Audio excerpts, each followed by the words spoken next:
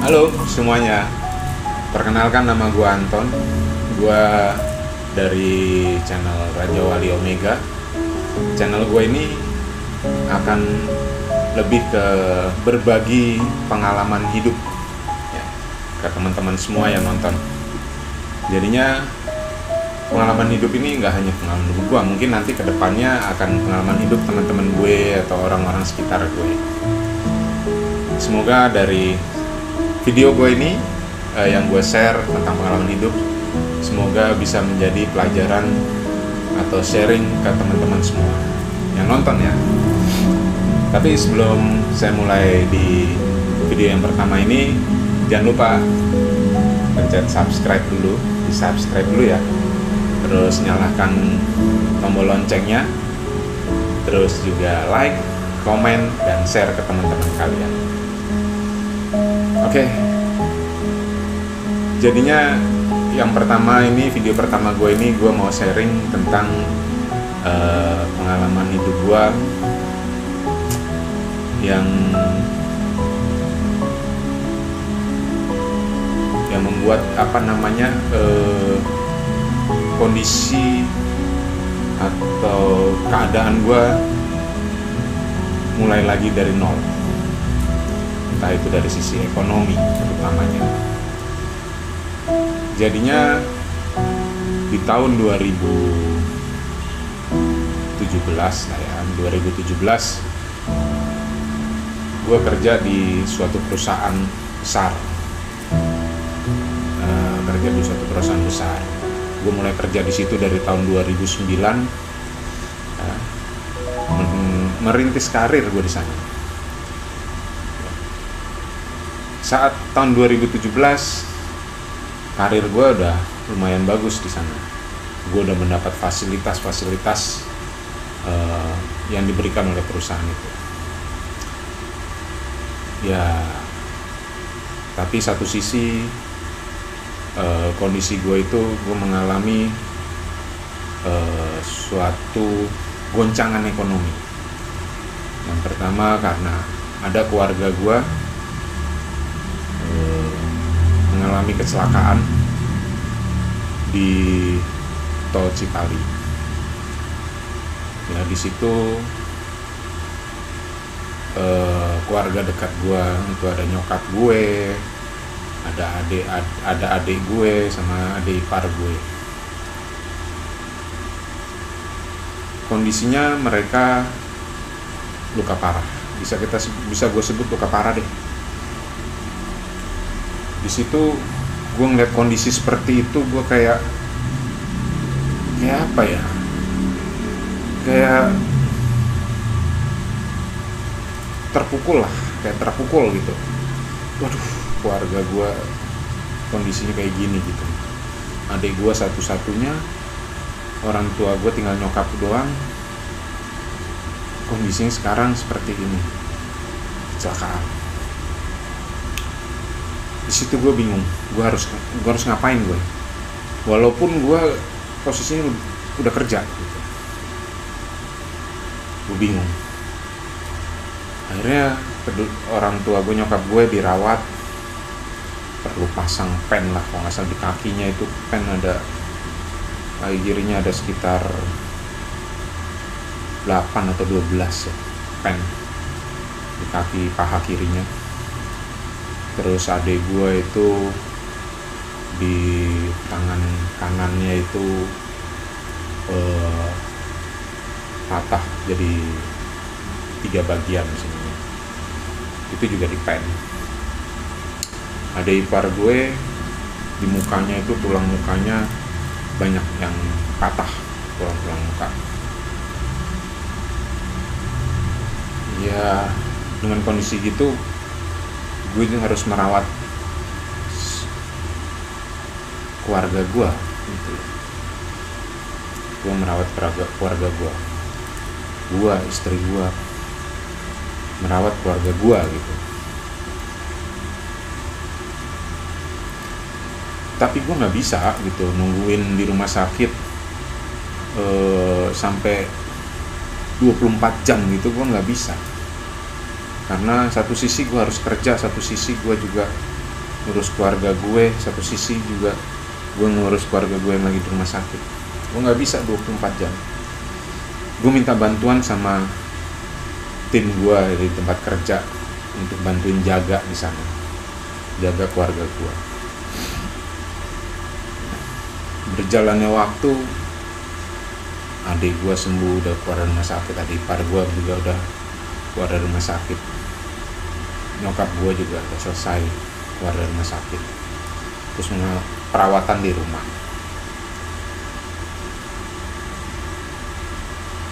Hari demi hari gue jalanin ngerawat keluarga gue sambil kerja, sambil juga istri gue ngurus anak gue.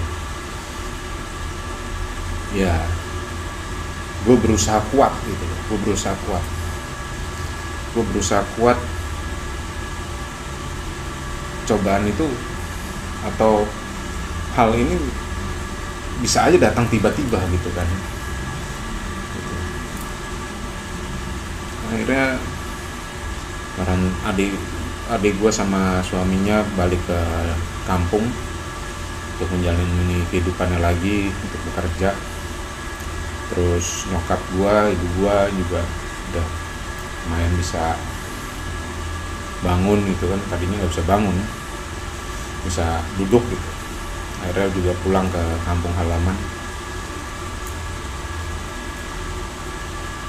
Nah, di sisi lain gue juga harus bolak-balik ke kampung halaman untuk nengokin kan, karena mereka udah, keluarga gue udah balik ke kampung halaman. Gue harus nengokin.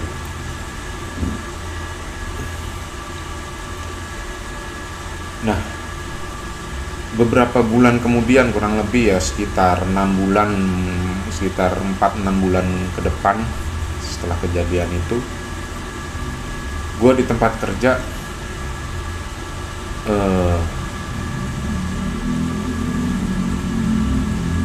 gue di tempat kerja ada kejadian yang tidak gue inginkan gitu loh. Banyak hal-hal yang banyak hal penyelewengan lah di tim gue gitu. Otomatis gue harus bertanggung jawab karena itu tim gue. Penyelewengan itu bukan penyelewengan barang atau uang, bukan.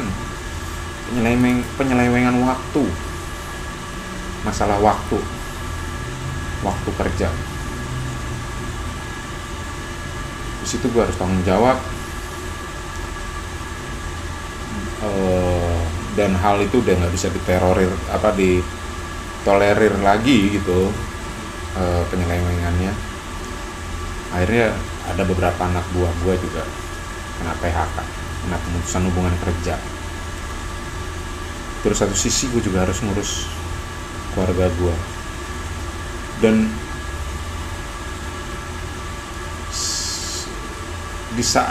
ada satu saat gue udah nggak kuat lagi gitu kan. Nggak kuat lagi gue menghadapi kerjaan, nggak kuat lagi gue menghadapi keadaan, ngurus keluarga. Akhirnya gue memutuskan resign. Gue keluar dari kantor gue. Gue ke kampung halaman. Gue izin sama istri gue juga kaget gue resign.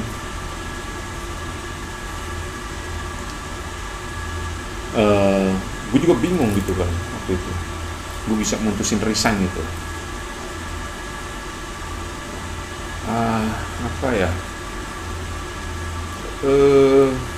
Hal yang nggak pernah gue pikirin gitu, gue resign tanpa ada pegangan untuk menopang kehidupan keluarga gue, perekonomian gitu, nggak ada.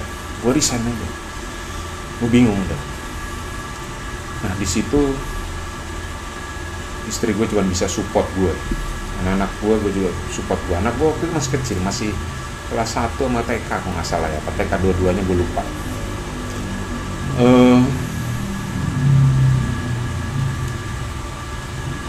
Akhirnya gue resign, gue izin sama istri gue mau buka usaha di kampung halaman. Gue buka usaha merintis di sana, gue buka usaha itu, dana gue masih kurang waktu itu. Gue buka usaha rumah makan, terus ada teman gue yang support, dipinjamin uang lah, disuruh pakai uangnya. dengan deal-dealan mungkin bagi hasil ya. Terus akhirnya gue buka rumah makan. Rumah makan itu gue buka waktu itu di daerah Magelang gue buka rumah makan sambil gue juga nyari peluang-peluang usaha lain. Gue sambil nge-grab dulu karena satu sisi di daerah Bekasi, di Bekasi istri dan anak-anak gue butuh uang untuk menjalani roda kehidupan gitu.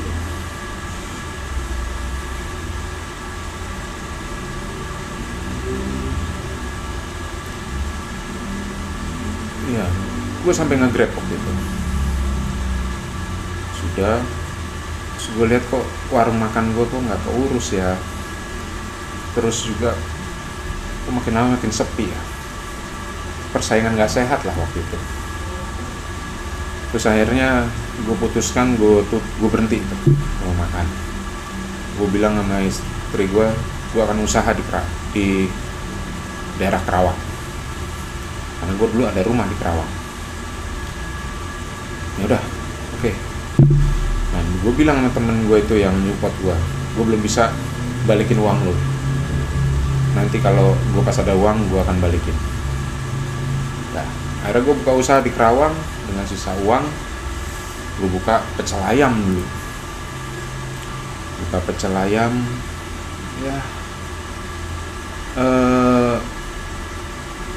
suatu hal yang nggak pernah terpikir sama gue gitu. Gue buka pecel ayam. Mulai dari kecil gue buka, ternyata laris gitu kan, laris. Gue sampai buka 2 tempat. Nah, sambil suatu saat gue buka pecel ayam, suatu hari lagi belum ada pengunjung datang, gue tendaan ini pecel ayam gue tendaan seperti umumnya lah. Gue iseng lihat-lihat lowongan kerja karena istri gue nanya, kamu nggak mau kerja lagi? Gue juga waktu itu gue jawab, gue udah malas banget kerja, gue mau fokus bisnis aja lah, usaha. Tapi setelah gue pikir, anak gue masih butuh biaya untuk sekolah gitu kan. Terus karena kebodohan gue mungkin ya, resign. Istri gue jadi kena imbasnya, anak gue sama istri gue jadi kena imbasnya gitu. Jadi susah gitu. Tapi walaupun gitu istri gue tetap support gue. Terus gue lihat, ada lowongan kerjaan yang cocok sama gue. Gue malam-malam itu gue coba lamar. Iseng-iseng gue juga. Berapa hari kemudian gue dipanggil untuk tes ternyata. Gue coba tes segala macem dan gue diterima kerja. Gue waktu itu resign tahun 2018.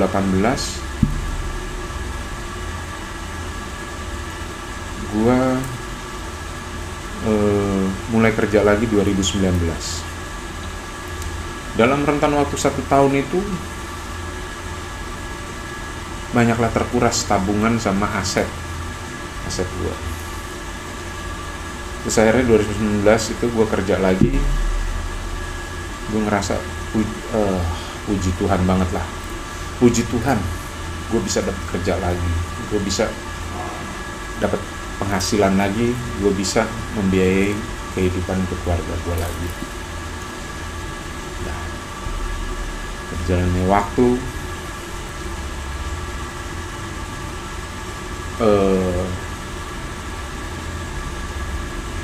rumah di Kerawang itu gue jual.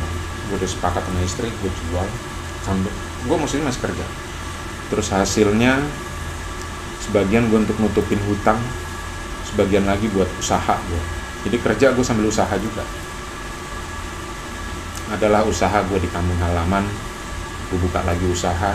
Utang tuh maksudnya gue menutup hutang tuh hutang ke teman gue ini yang waktu itu minjemin uang gue. Terus sisanya gue untuk usaha, merintis usaha sambil kerja. Pelan-pelan dari 2019 perekonomian gue, keadaan gue mulai pulih lagi, mulai pulih pelan-pelan. Itu dari mulai, kalau dibuat grafik tuh waktu gue kerja dulu sampai gue resign tuh dari tinggi ini turun ke bawah, ngelewatin titik nol karena gue jual aset gitu, habis-habisan. Terus pas kerja naik lagi pelan-pelan. Dan sekarang sampai detik ini gue masih kerja juga di tempat yang 2019 itu gue mulai kerja, dan sampai sekarang gue juga masih kerja. Sekarang Agustus 2024 gue tetap masih kerja. Usaha gue juga tetap jalan. Dan sekarang gue juga buka usaha baru lagi, distributor air minum lah ya, air minum. Jadinya istri gue memutuskan untuk pindah ke kampung halaman. Sekarang istri gue di kampung halaman gue ya, kampung halaman gue. Anak gue sekolah di daerah sana, di daerah Temanggung. Istri gue jalanin usaha di sana, fokus ngurusin usaha di sana. Dan gue kerja di Jakarta. Ya sampai sekarang kondisi perekonomian udah mulai pulih lagi. Di sini gue bisa ambil pelajaran. Yang pertama, dari gue dulu kerja posisi udah enak dulu, gue mengalami kondisi yang tidak direncanakan lah ya, kondisi yang mengguncang perekonomian gue. Itu gue ambil hikmahnya di situ. Yang pertama, gue lupa memplanning untuk tabungan buat anak. Pokoknya uang habis itu aja udah, dapat hasil malah koyak-koyak.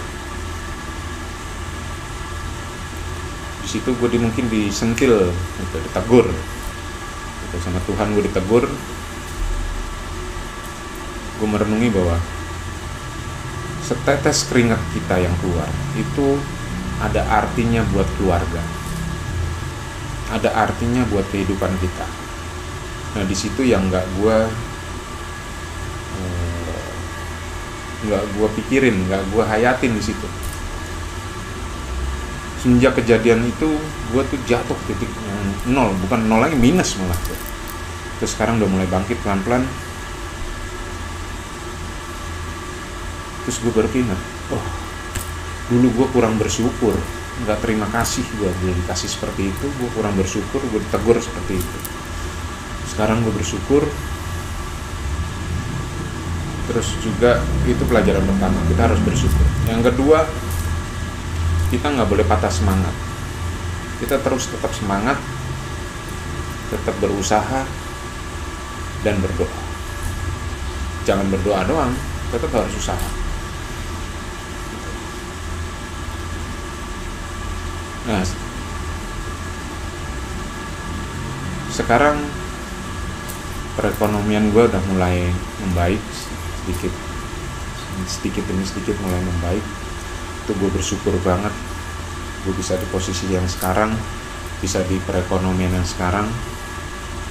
Masih banyak saudara-saudara gue yang ekonominya masih jauh di bawah gue. Gue bersyukur banget bisa di posisi seperti ini, dan gue berusaha untuk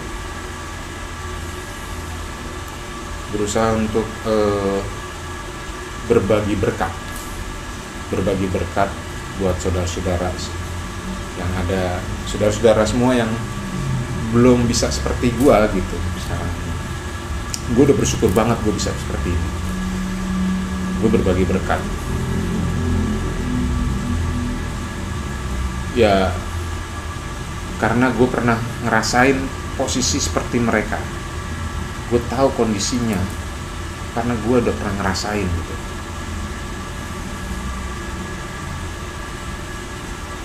Ya itu ya, jadinya kita harus tetap semangat, tetap berusaha, jangan lupa berdoa. Jangan sering mengeluh, jangan mengeluh.